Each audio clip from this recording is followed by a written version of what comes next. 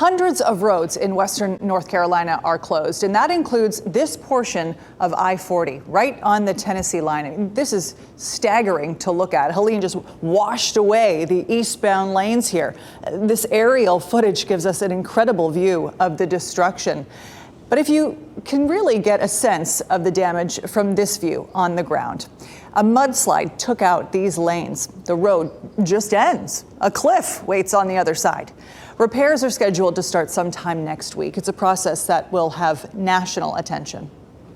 You got to understand, in some of these rural communities, mountain communities, these are places where if a bridge gets taken out, the next nearest bridge might be 20, 30 or more minutes away on a good day.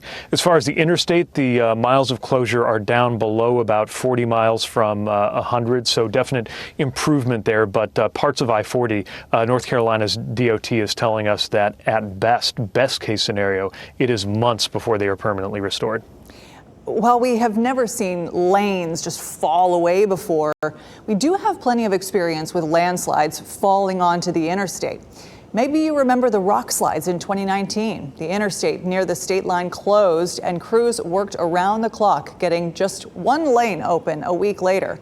The rest of the work took months. The same thing happened in 2012. 600 tons of rock fell onto I-40 near the state line.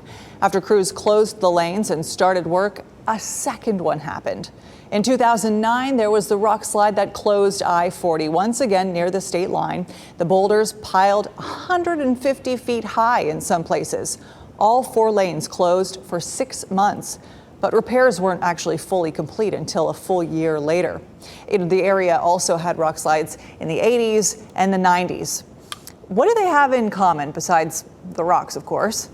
Well, that's water. Heavy rain plays a role in rocks coming loose. It happened then, and it happened again during Helene. But it wasn't just on I-40. This is a map from the U.S. Geological Survey. Every one of those dots represents a landslide that happened because of Helene, 575 in total. The ones in red, nearly 400 of them, impacts roads and buildings. This group gets the data from satellites, local organizations, and even on social media.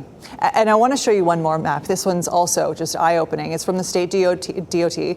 If you thought the landslides were a lot, take a look at the road incidents. Every yellow dot here is a road closed. More than 600 of them, including I-26. Tonight, we got this new video of repairs underway on Highway 64 in Henderson County. Bridges just washed away. DOT workers said this is some of the worst damage they have seen in their careers.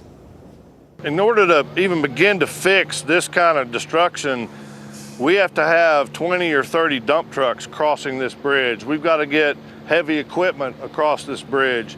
The other routes in here, you can drive a truck to Bat Cave, but it's a 1-lane road that is in horrible condition. Tennessee is going to handle the repairs on I-40 near the state line. The rest is up to North Carolina and the feds. These roads connect people, of course, to their homes, to their jobs, to food, to water, to shelter, to us. I-40 won't be fixed until sometime next year. You heard Transportation Secretary Pete Buttigieg mention that. Fixing the other roads, those local roads, really can't happen soon enough, guys.